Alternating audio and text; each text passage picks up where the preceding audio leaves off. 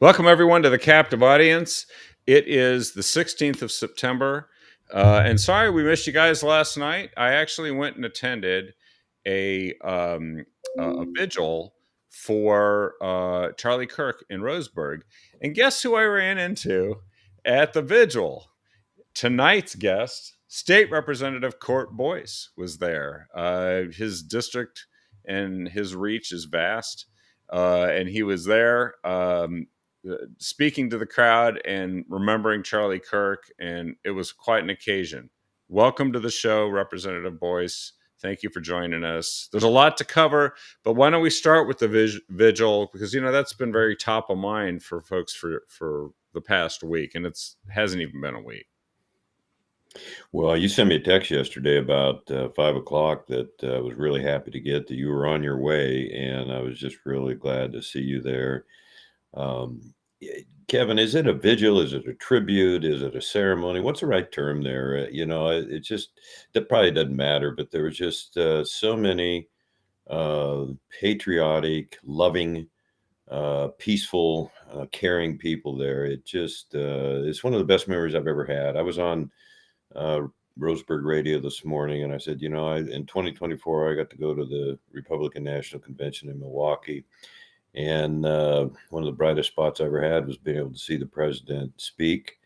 I think it was 3.5, 4 days after he was almost assassinated, presidential candidate then. Yep. And just to see him, hear him go before 14,000 people. And you could almost hear a pin drop. It was that quiet, that respectful, that for lack of a better word, powerful. And I thought Kevin last night was pretty darn close to that, if not equal. Yeah, I'd say maybe somewhere between 300 and 500. I really didn't have a great perspective to count, but it was hundreds, and it was somber. It was people from just all different walks of life, regular folks, and they were carrying American flags, they were carrying crosses, they were carrying signs. There were several people. I was standing at the vigil nearby that and I noticed this about halfway through. They were wearing name tags, and the name tag said Charlie, and it was the whole family, mostly women, and the name tag said Charlie. And I got the message. The message is we're all Charlie Kirk now, because this is personal. This is the evil that struck and killed at Charlie Kirk was resulted in like this massive wake up call that I think is going to produce 1 million Charlie Kirks.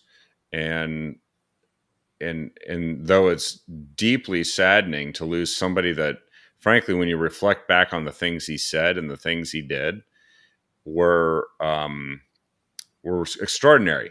I actually forgot that I had met him once. It was like 5 seconds, and I did a selfie with him and Candace Owen and Donald Trump Jr. like at an RNC meeting, and it must have been like 2017, 2018. And it was just like, hey, and you take a picture. And so I didn't really have a deep going conversation, but I've watched many times the videos of, Prove Me Wrong at a college campus. Mm-hmm. Even just the short ones where they just do one person asking one question and him giving one reply.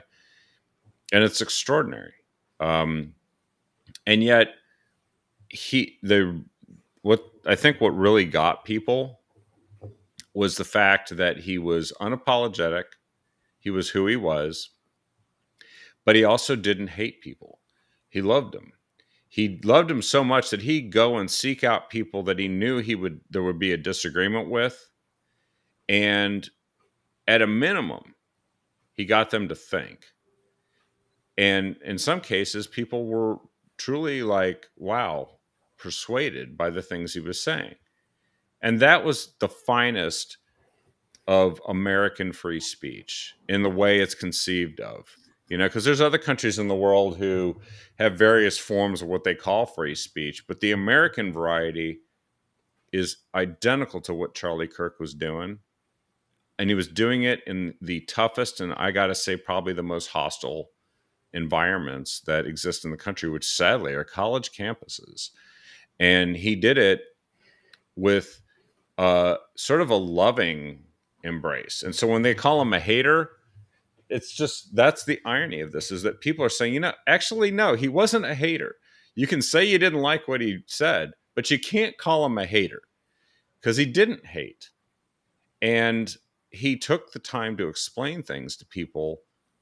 And I think that the reason why evil struck at him, and I'm convinced that the evil goes beyond just the individual who committed the act, because some people just want to focus on how we've got him, and now let's move on, right? Let's move on. We got him. Let the court case go. No, the reason why no one's moving on was because this was an attack on free speech and on the right of people to express openly their views and their faith to one another peacefully. That is a strike at the heart of American democratic processes. It is, because without that, that's why it's the First Amendment. You got the Second Amendment to make sure you keep the First Amendment, but the First Amendment is what it is because it embodies what government doesn't have the power to take away from you. And I don't think an assassin's bullet is strong enough to take away what Charlie gave us. You talked about love. You talked about something I brought up last night was the New Testament, sometimes called the 11th commandment, love your neighbor as yourself. And, he could present his faith in tremendous credibility, tremendous confidence. And, it all fits with him. He understood from a very young age that God give us the capacity and the desire to seek truth. And so when you see what's going on, you mentioned, Kevin, our college campuses, and it's so easy to brainwash young people. You can start when they're 5 years old. I mean, that's what Korea does, for gosh sake. And look at the poverty and the low standard of living that they have in those kind of countries. The smallest light pierces the greatest darkness, and that's when you have a great light. As RFK Jr. said, today or last Wednesday, a single bullet silenced perhaps one of the greatest voice for truth in our lifetime. And so you see 32,000 requests they've had now, different colleges, different high schools for Turning Point programs to if even half of them qualify, certainly it's going to be a major thing to combat what he called the democratic camps of our education system. And groupthink, don't challenge kids to think individually and don't take individual responsibility, always blame someone else.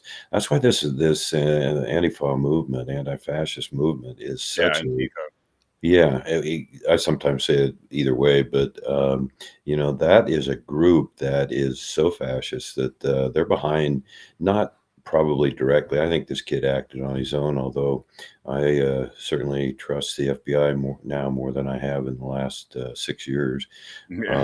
So I've got some optimism there that we'll get to the truth, and there again, seeking the truth and just finding ways to protect our women and kids. I mean, that's what men are supposed to do.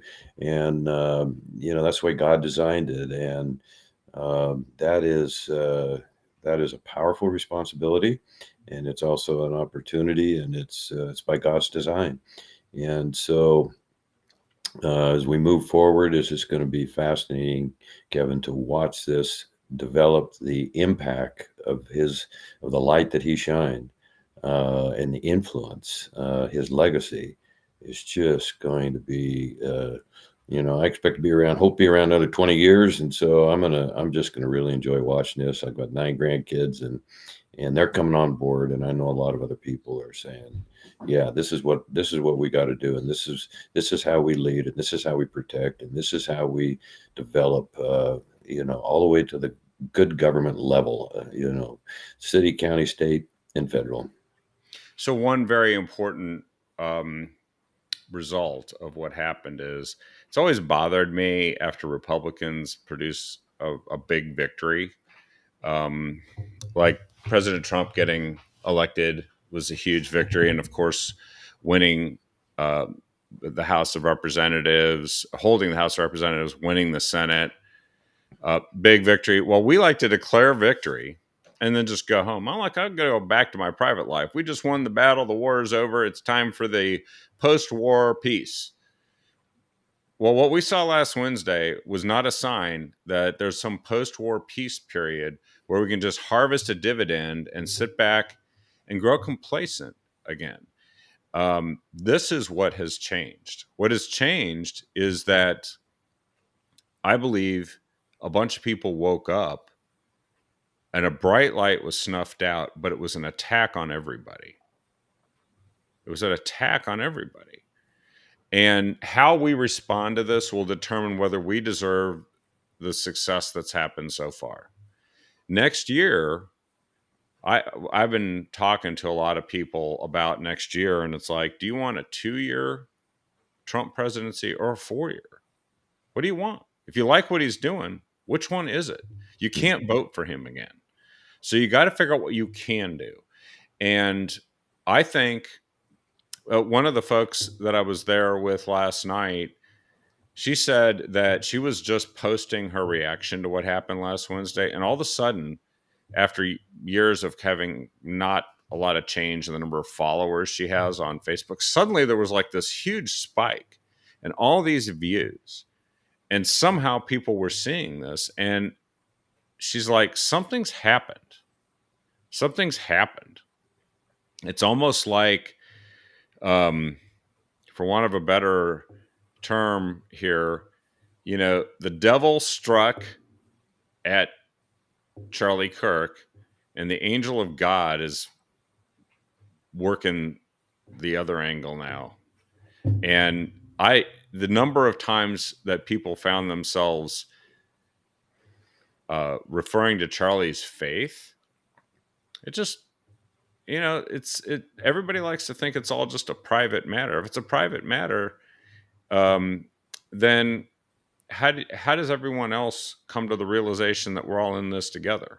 How do you produce unity? There should be unity, by the way, shouldn't there?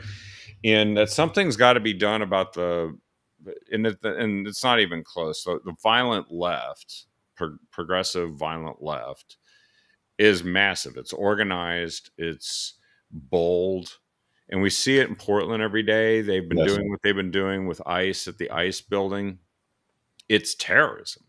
They're terrorizing and actually organizing a real insurrection, an armed insurrection. It was the only real kind. Grandmas in sweatpants with plastic flags and bullhorns on January 6th. That was some people that did some things they shouldn't. Some people committed acts of violence and vandalism. Some. But in all honesty, we don't still know the full story of what happened that day. But take what Antifa's doing and has done for hundreds of days, attacking a federal building, interfering with federal law enforcement, attacking federal law enforcement officers. Well, you might recall they bolted the door shut and then lit it on fire with federal law enforcement officers inside. I've got one son that's a lieutenant at Oregon State Police, and he spent some time up there. I mean, that's the fight that we have before us. We're not asking for this fight, and we didn't start it. Not to have a too basic of a a statement there, but you look what's going on in England. This is a worldwide event now. This has got the attention of people all over that they simply want peace. They don't want lawlessness. They don't want violence. They don't want crime. And so they want peace, but they realize, and someone said last night, it wasn't me, but they basically communicated that everybody has to be involved. And I didn't want to make it a political event. One thing I've been telling people is, okay, if you can make 20 phone calls, if you can contribute $20, if you can knock on 20 doors, please, as busy as you are, take the lead and get people in office that you can trust. And because as you just outlined there, throughout, all these people, when you have the radical Muslims that are in our country, when you have the people that really believe that Marxism is the best way to govern, when you have people believe that law enforcement should not be supported, then you really can see what we're up against and what the enemy is capable of doing. You mentioned Satan, so one of the best examples I have, Kevin, is Portland State University. 17 police cars were destroyed 2 years ago, and that was over $1 million. And something that Christine Drazen brought up in one of our committee meetings is that when we had the capital construction projects, Portland State got over $200 million. Yeah. And that's the Portland vote that we're behind, and that's why when people start talking about going to Idaho or Greater Idaho or the Jefferson State, etc., this is everything that they stand for, everything we love, they're against, and that's going to bring us to poverty. And so people like us we're not going to accept that. We're not going to leave. That's not going to be our legacy. And so Charlie, he was the shining city on a hill, and it's it's a tremendous loss. I'm glad you stayed for the vigil. And it was kind of unwinding. I stayed till about 7 or 8, got back Gold Beach at 11, and then had a radio interview this morning and a couple of meetings. But I'm just really glad to get a chance to talk to you. And it's inspiring and it is energizing to see the work before us. And yeah, we've got a big vote tomorrow on the ODOT, the Senate side. That's been very inappropriate how that's been scheduled. Then we have legislative days into the month, a lot of meetings between now and then. And we just gotta keep getting the common sense folks out there to help any way they possibly can. And I understand it's a major undertaking, but Oregon is worth defending, our families, our faith, our freedoms. So and last night, so many wonderful people on board, so many great folks. Yeah, it was. I mean, if you don't mind, I just thought we could show a few photos, just a few that I have. I think people would appreciate that. And you said 300 to 600. I know there wasn't 1,000. I think it was closer to 800. It was hard to get a feel, but that's a full acre of lawn and so that's showing about a fourth right there. That's a great shot. But yeah, they were backed up clear into the street. yeah, they were. It went far both to the left and the right in this photo. There was the sheriff who was actually pretty emotional when he was speaking. I thought I had to come from another appointment, and so I was racing to get there. So I missed your speech and also Representative Osborne, but I know you guys did a great job, and the people. These were moving addresses. These were and they quoted Charlie Kirk, and it's like I think we're just gonna keep quoting Charlie Kirk because there's just an unbelievable number of things he said and shared. And this is when you guys came into the middle and did a prayer at the end, and that was a pretty special moment in front of everyone there. It was,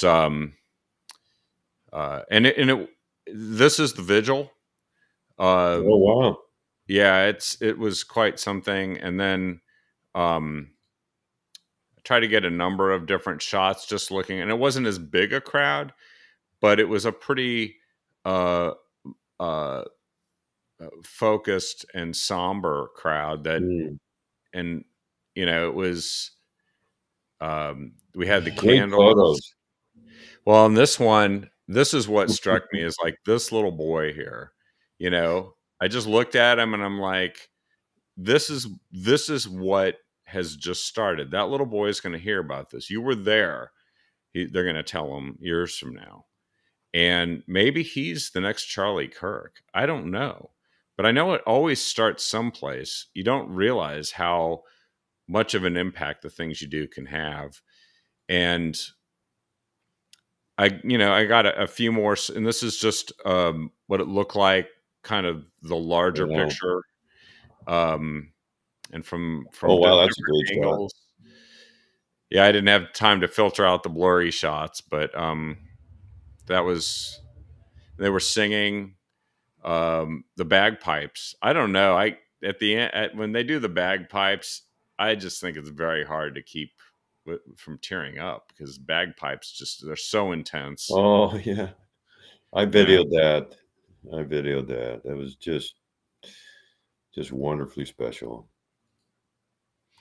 You know, So after 911, and I made it, one of the comments I did make, Kevin, was that this is, in my view, the biggest event to come to America, maybe even worldwide. And we just discussed that a moment ago, since 911, and 24 years ago. And that helps us to not forget the 3,000 people that were absolutely brutally murdered. You see people diving out of the twin towers to keep from burning to death, and this is people hate America, and they hate the good that we do, and just like they hated Charlie, and he had to be removed. And so I'm looking at one chat, quick paragraph or quick sentence, basically just says they wanted him dead. I believe in him. I love him, and so they want me dead too. And so, it's hard to communicate that to people, that yeah, they do want us dead, simply because of what we believe, what we stand for. And another thing I said last night, along the same lines, is the people I run with, that do want peace, they're not going to go underground. And Charlie would have challenged us not to take our beliefs, our values, our virtues, and our principles underground. We got to stand firm, stand tall, and this really gives us some momentum, and it makes us much better aware too. There had to be extra. A peace vigil? There had to be extra security there last night in Roseburg, which, by the way, I think is the center of common sense in Oregon. they did a great job. They Yeah, had guys in the roofs. We were walking up there, we were looking up there, and I'm like, "Yep, they got our 6, our 9, and our 12. They got everything covered. It was great." yeah, it was funny. It's now like a human nature just to take a glance at some of the roofs, and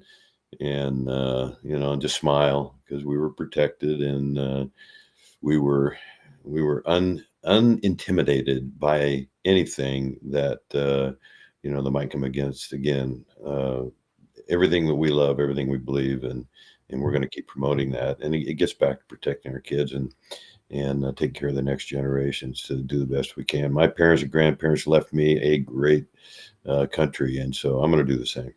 Secure the blessings of liberty for ourselves and our posterity. I mean, that there's some pretty great words that have been written in the past, and we keep rediscovering what they mean.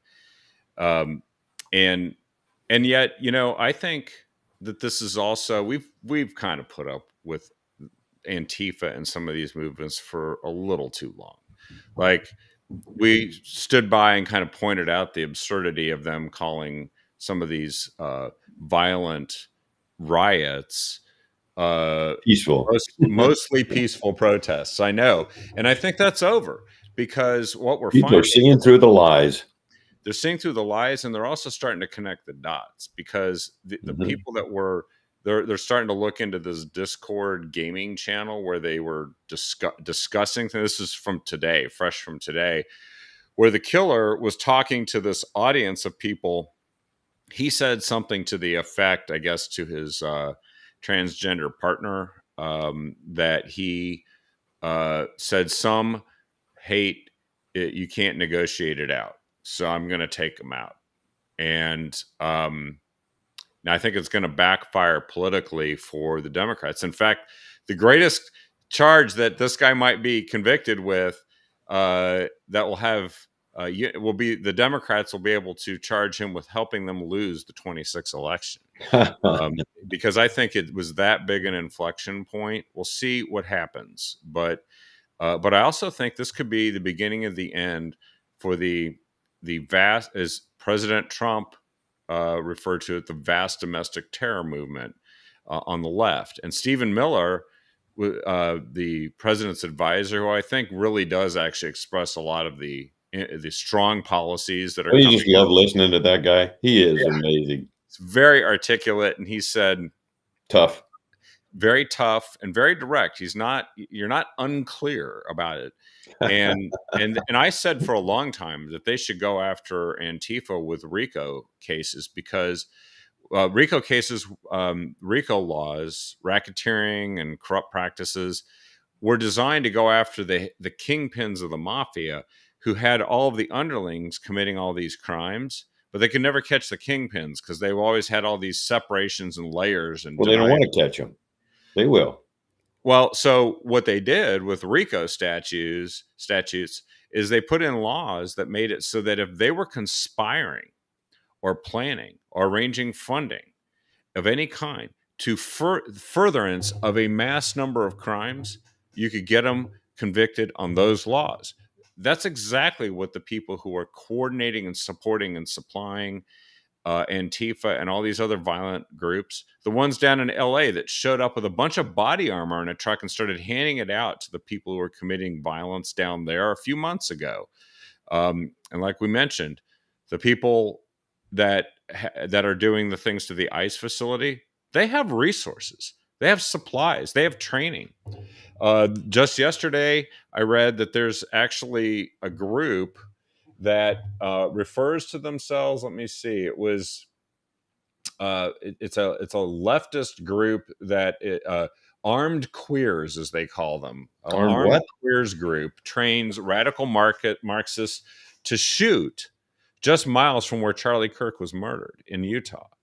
Um, and of course, Andy No, you're probably familiar with him. He's the guy that got beat up by Antifa in Portland almost to the point of death. He suffered brain damage. And Andy No has written a book about Antifa and blown, yes, exactly, unmasked.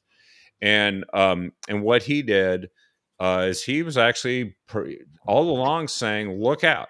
What we have is a death cult, and it's increasingly, he called it trans Tifa, because every one of these guys that was getting arrested in Portland in particular had two identities, and they supposedly had another gender identity. One guy was using his gender identity to hide from the feds since he attacked a federal facility in 2020. He's hiding somewhere in Portland. They're catching these guys, they're exposing them. Andy No said, this is his article yesterday. He did an interview on Fox with Jesse Waters, and he said the left has a bloodlust that everyone underestimates. Now, Andy No uh, used to be a Democrat, gay, Vietnamese immigrant.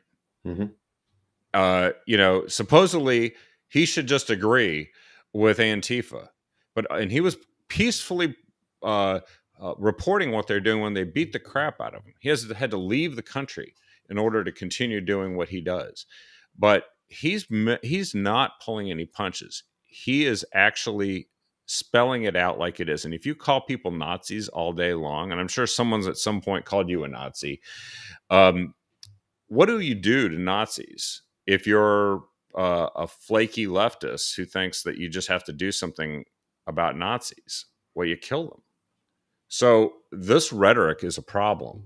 Not that we tell people they don't have the right to say these things, but there should be consequences for people who go around and try to assign these labels to folks that targets them for violence, and say there's no place for that in our public discourse. We can't have real conversations about stuff, and I think that maybe Trump is just about getting ready to do something about Antifa big time. The entire weight of the Department of Justice and the FBI is going after these guys, and there's not going to be anything left of them when he's through with them. And all these people that were giving him money are going to go down with him. Oh, I'm not, I I don't drink, but I might start just to celebrate when that happens. And they're going to start in Portland. I was a guest co-speaker with a big group in Lake Oswego with Andy Noah and I, and that's how I got his signed book. And being on the same stage with him was pretty daunting, because I just absolutely love his story and his courage. My goodness, Kevin, his courage is Yeah. incredible. And yeah, he's been beaten up twice. He was beaten up twice in 2 years, and he's actually moved his family to Britain. I look and pray for the day when he can return with his family. And I did not know he'd been on Fox, but yeah, quite an honor for me to speak to a group with him. And if anybody wants one of his books or needs any information, Coach Court at gmail.com. Don't hesitate. And so thanks for bringing him up. And yeah, he is one brave individual, and he'll have a good part in exposing those people that are so dangerous and so lawless, and so yeah, they justify anything and everything that pushes their cause forward. And so that's we know, again, what we're up against. And the sooner we get started to get them in jail where they belong for the destruction and what they've done to Portland, the better. And this is the thing. We can actually save the whole country. And there's really no sense in running away from these people and say, I'm just going to leave these blue states and I'm going to run to some red state, because they'll follow you. Just like any predator, if you're out in the jungle and you see, a tiger or something, they say the number one thing to do is to not turn and run from the tiger. First of all, tiger runs faster than you. Secondly, they treat you as prey at that point. The thing you are supposed to do is make really loud noises and throw things at them, actually, when it comes to tigers. But we have to be vocal now. We can't just be passive. I have mixed feelings, and I'm curious what you think about this. I know when people say we have to ratchet down the rhetoric, I think the rhetoric, they're trying to sound even-handed about the comment, but the rhetoric that needs to be ratcheted down is the ones that call for violence and people who justify violence and then grave dance and celebrate when someone like Charlie Kirk is killed. That's the stuff that needs to be ratcheted down. What we don't, and I don't believe anyone should use this incident or any other to ratchet down, is vigorous debate over the important issues that shape our society, because that is the answer. Vigorous debate replaces violence.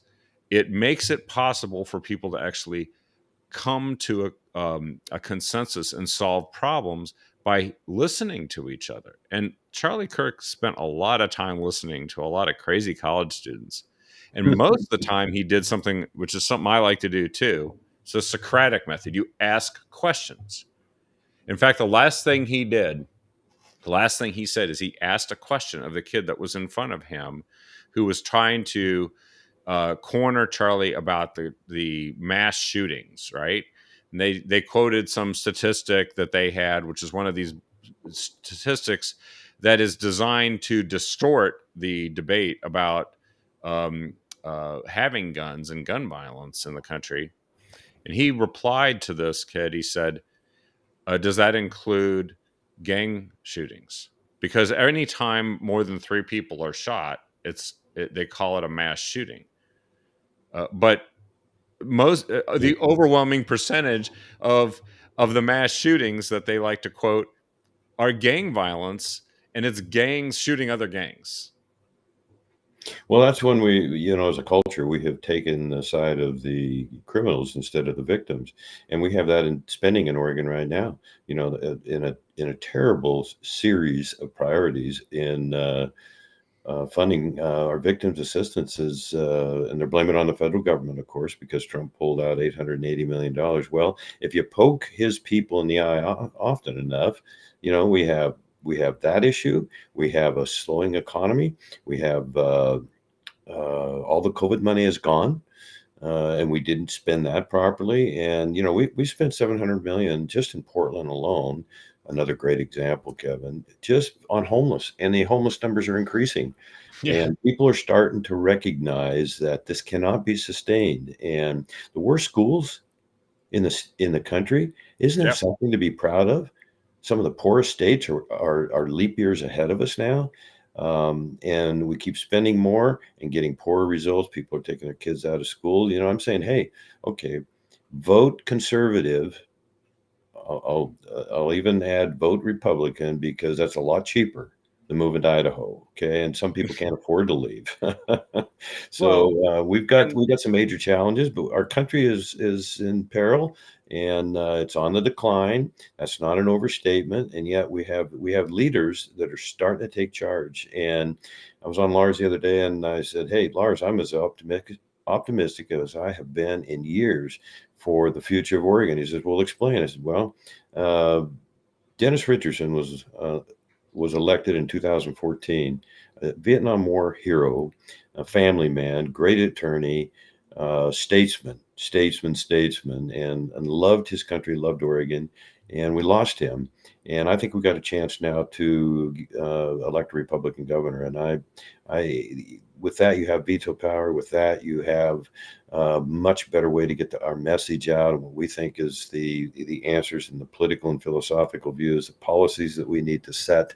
And we've got to reverse some of this. And it starts with the tax system. We've got to recruit businesses and retain the ones we have. We've got them leaving in droves, and those are sacred employers. And it goes way beyond just the lumber mills that we've lost in the last 18, 19 months.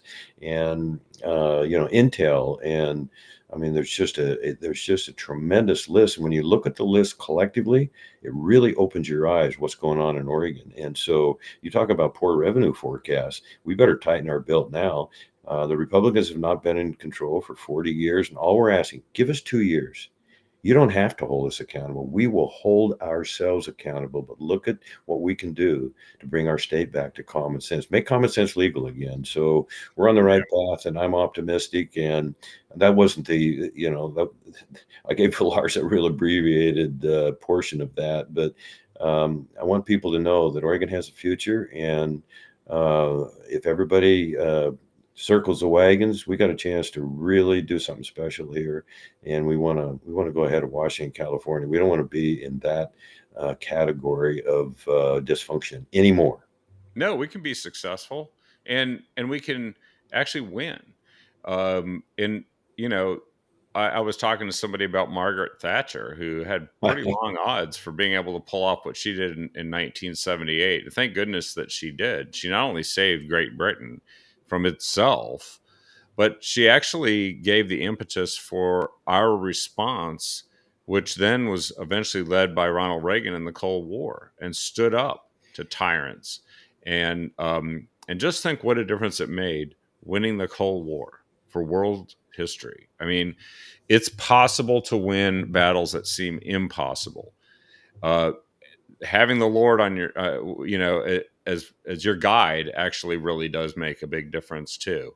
And Charlie talked about that, but I think a lot of us have to remain optimistic. I liked what you said. You feel more optimistic than you felt for a long time. It's a sad, shocking thing that happened. It is.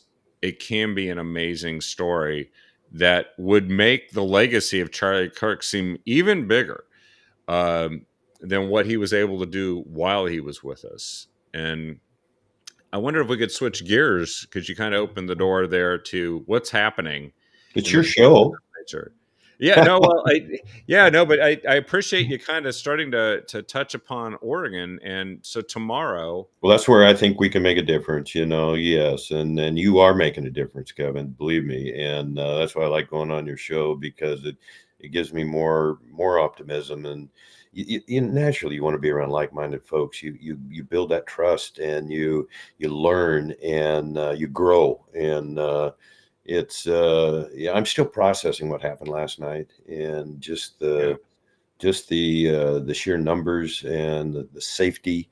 And just it's only in America. It is only in America. Now, true, Great Britain had quite an impressive gathering in support of Charlie Kirk. Good. You know, one thing I did ask last night, I said, "Hey, can we just have a moment of silence for just picture, if you would, and if it's, I'll take the liberty here, just picture his wife and two little children, just for 20 or 30 seconds." I think that went over pretty good. But that's we all have those little families that need protection, and I just barely missed Vietnam in 1972, and I would have been at the tail end coming out of high school, so probably would not have seen combat. But this is my Vietnam experience. This is a lot of people's World War II experience, and good will prevail. Light will beat out darkness. On that little boy with the candle there. Yeah, my This is, gosh. just think, um, another little boy at some vigil after 9/11, Mm. which it's so eerie how close Charlie's assassination was to the 24th anniversary of 9/11. But there was a little boy, I guarantee you, at a vigil at 9/11 24 years ago, who's now an adult taking on the world and trying to establish a future, and was shaped by the events of 9/11, as were many people. So this is, I think, for the generation that's young right now, this is kind of like their 9/11 moment, because they just don't have a lot of it. They don't remember 9/11. That's why we commemorate it, right? Is that they to never That's forget who was right. lost, never forget the lessons and what we did about it, how we responded, how there was unity. I tell people, don't despair if you don't feel like there's as much unity now after this as there was. What's happening is what must happen. That people, to open their eyes, have to have this experience. But I think a lot of young people are saying, you know what, I'm not buying the garbage that's been fed to me, whether it's from their universities or by the media Hmm. or by the politicians who are out there, or prominent individuals sort of excusing this whole thing or trying to create moral equivalencies, like Charlie Kirk. Well, he was kind of a rabble rouser, maybe he brought it on himself, all this stuff that you hear these people say, like Congresswoman Crockett, and, Oh my gosh. Ilhan Omar, the squad member. They're part of a disease that's infected the Democrat Party, and I think some people are even seeing that who are in the Democrat Party now. There is an existential crisis going on. It's in the Democrat Party right now, because I don't think that party has a future if it continues to embrace the type of No. behavior and thoughts that are going on, and makes excuses for groups like Antifa.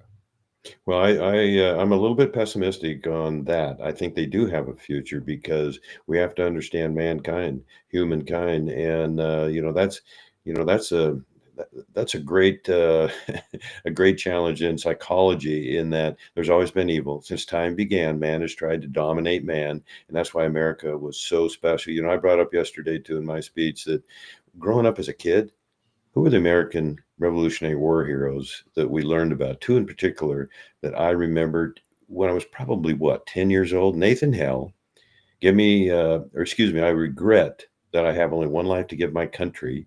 That was his defiant comment just before they slapped the horse and hung him by death. They did the same thing to Patrick Henry, who said, "Give me liberty or give me death." And so, that's what we need to be teaching our kids. And if we want this, if we want this quality of life, if we want this liberty, then we have to.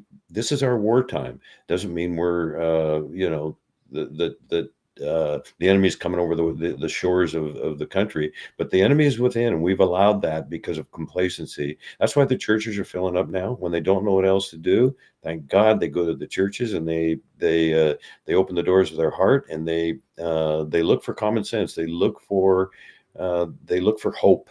They look for, love, faith, hope. The greatest of those is love. And so, yeah, stay tuned. We So want to teach our kids, and we want to keep this great American experiment intact. And that's all of our jobs. what's going to happen tomorrow with the state legislature? I know that it comes back into session. but not you guys, not the House, just the Senate. And the Senate's going to be taking up the transportation package and the tax increase, which had 93% of its testimony was opposed to it, yet it passed the House anyway. Where are we at now? I told Bill London on KPNW in Eugene 2 mornings ago. I said, "Hey, I hope that Mark Meek will not vote. He's a Democratic senator. I get along with him really well, and he was the center of controversy when he was banned from when Senator Gorsuch went after House Rep Shelley Bossart Davis and was completely out of line, and so." What's going to happen? It's 9 o'clock tomorrow morning. I really don't know. I'm ashamed of the absolute callousness of the burden it will put on Oregon taxpayers. And it's just not a raise in the gas tax. It's going to hurt our tourism. It's going to hurt our industries. It's certainly going to hurt our farmers, ranchers, foresters, loggers, builders. And we just keep piling on more portions of hurting their businesses and making it harder for them to exist and be successful and be profitable. And so, we just got to keep beating that drum. And I think we're getting the word out. I think our messages are doing well. Well, and it's all pain and no gain. The Democrats are inflicting that on the state. And there's also, there's a sense in the state that maybe the economy is not doing so well. That of all the states in the country, maybe Oregon is one of the ones that's a laggard. We don't want that to happen, but you think that would be an emergency top priority, not raising taxes on Oregonians and continuing to deliver failed projects one after another, especially transportation projects. We just have not been successful at getting things done in this state, despite tax increases and massive amounts of money, even surpluses in the past. I just read here, this is from Sunday, Oregon mass layoffs approach Great Recession levels. So the layoffs in Oregon are starting to approach the levels that we last saw in 2008. And, because you have to factor out COVID, which was a big layoff and then comeback, right?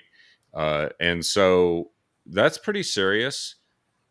Is the governor going to talk about this? I mean, we got Intel, Wells Fargo, Nike, OHSU, Albertsons, Fred Meyer, bunch of layoffs, companies leaving, Dutch Brothers leaving, Grants Pass, going to Arizona, Daimler. And we don't want this to happen. But the people who are managing the state seem to have it completely backwards, don't they? Well, people forget the unions. There's 3 major unions that control Oregon state government. And it's not about keeping people employed. It's not about having a good economy. It's about maintaining power. It's disgraceful. It is pervasive. It is long-term. And unless we get a Republican governor, we ain't seen nothing yet. And so, yeah, I keep using the term, we have to fight. And it's just the nature where we are in our country and our state right now, and the anti-business attitude, the anti-family program. Government knows best. And you just referenced all those jobs that we lost. Government jobs are going up. Yeah. Yeah. Government. In fact, what they're doing this tax increase, so like that saves 500 ODOT jobs. But in all honesty, they could have actually done what they did without raising taxes and kept the line workers on, right? But they're not interested in that. No, we had a plan, and it was a very solid plan. It was basically just asking ODOT to do away with diversity exclusion and the whole DEI program and all the green energy projects. I mean, the bridges that go nowhere and don't allow cars, we can't afford. It's all Portland based, or most of it is, excuse me. The Abernathy Bridge, I'm strongly against the I-5 bridge, just simply, Kevin, something we cannot afford. Period. It's ridiculous to even think that we could try and finagle and it doesn't even increase the traffic. So yeah, the government is constantly expanding, and that's because of the unions. Normally we wouldn't be against unions, but they have so much power. And the irony is, and you just mentioned a minute ago, Oregon's economy is suffering, and there's 30 red states in the country that are booming, and they have better public safety, they have better schools, they have a better standard of living. So And lower taxes. and lower taxes. So you think businesses aren't going to want to be, and they're in our state, other states are in Oregon picking off our businesses. So hey, you come here, here's what we can offer you for a 10-year period, whatever the combination, whatever the package is. You bring your people, we'll help you find housing.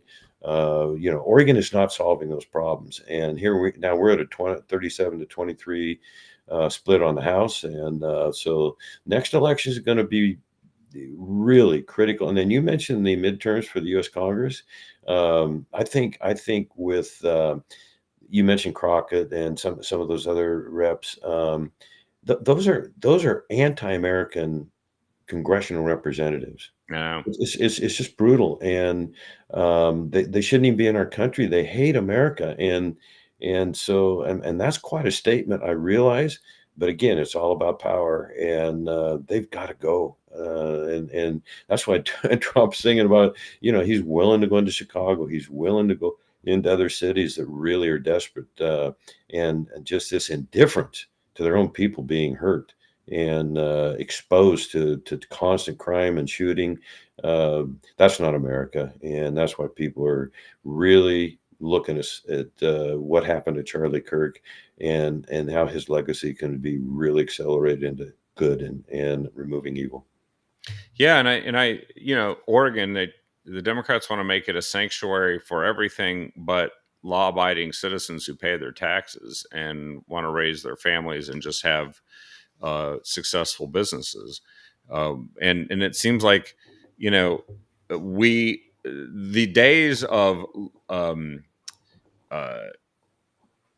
sanctuaries that actually are anti rule of law might be over soon, and it'd be great. I just posted, by the way, there was a activist who on the 10th in Portland called for uh, violence. Who is a Antifa activist, which is part of the so-called Antifa Moms group, which is a fake group they created to go and these folks, there need to be some consequences for what they're doing. And I think that, but it's up to voters and all of us to produce consequences for the leadership that the Democrats have exercised over this state. That's why I'm kind of optimistic about 2026, because there's a study in real contrast.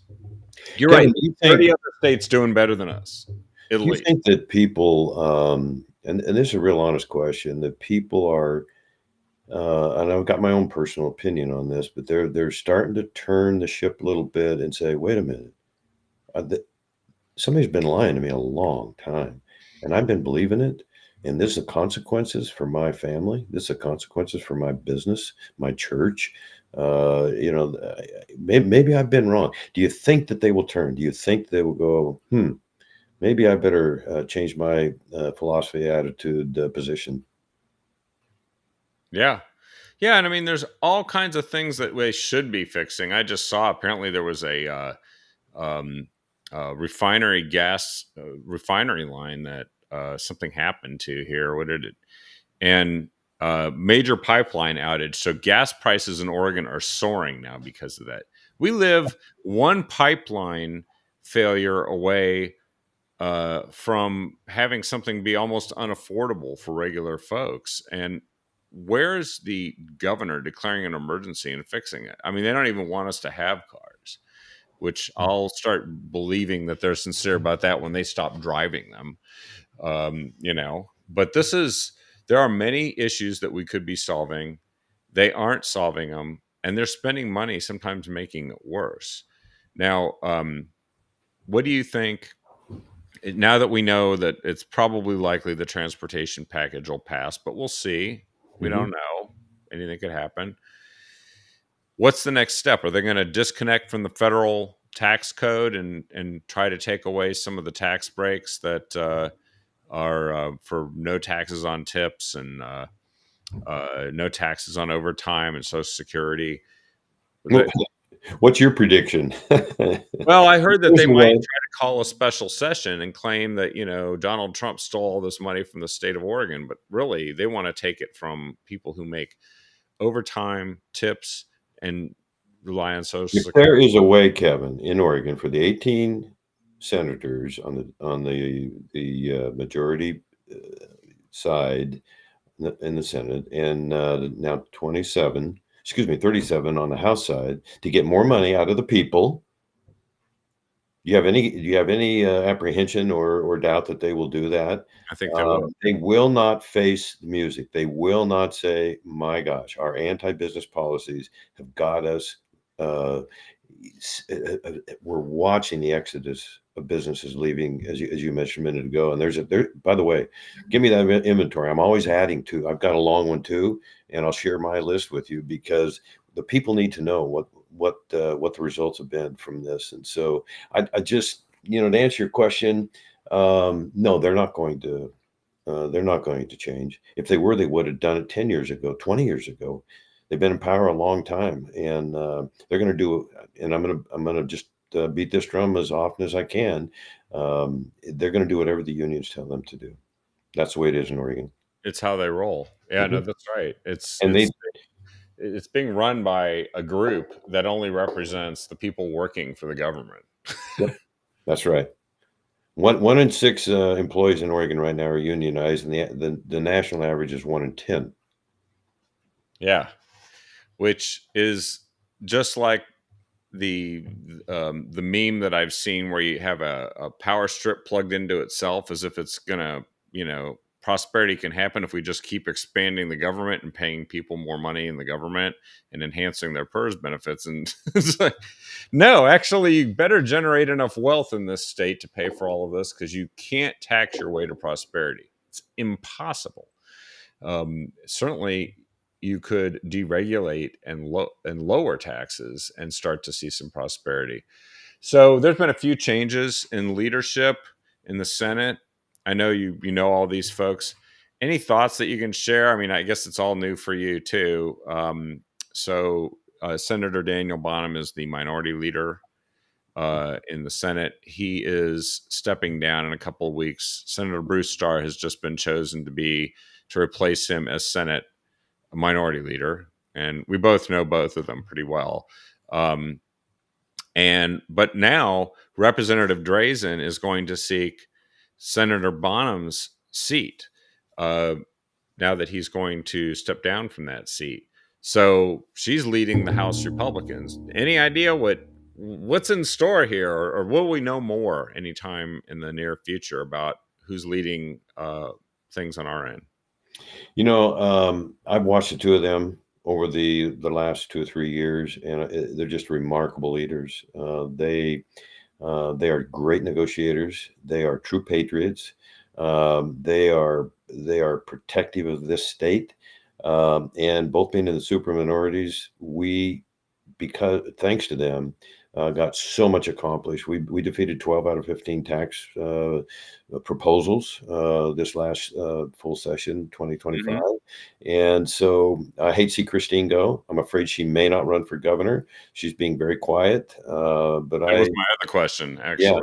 I've encouraged her with all I can. But you talk about being exposed, your family, and all the above. I don't know if it's in her to take on that kind of a challenge again. I hope she will, and I hope the whole state prays for her. A lot of people don't like her, which I don't understand. I've seen her character, I've seen her integrity, I've seen her intellect, I've seen her ability to lead, and certainly.